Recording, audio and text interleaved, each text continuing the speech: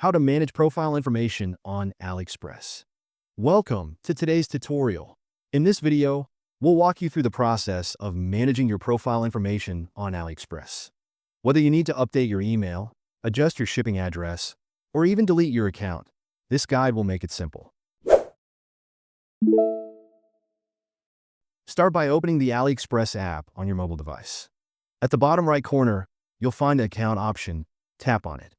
Once you're on the account page, look for the gear icon in the upper right corner. This is the settings menu, and you'll need to tap on it to proceed. Within the settings menu, scroll through the list of options until you see the profile section. Tap on it to access your profile details.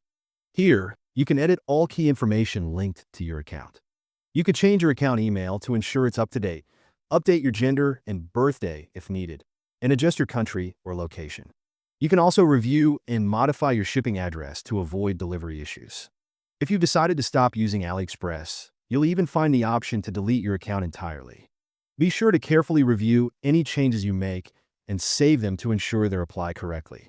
Keeping your profile information accurate not only enhances your shopping experience, but also prevents potential issues with orders or account access.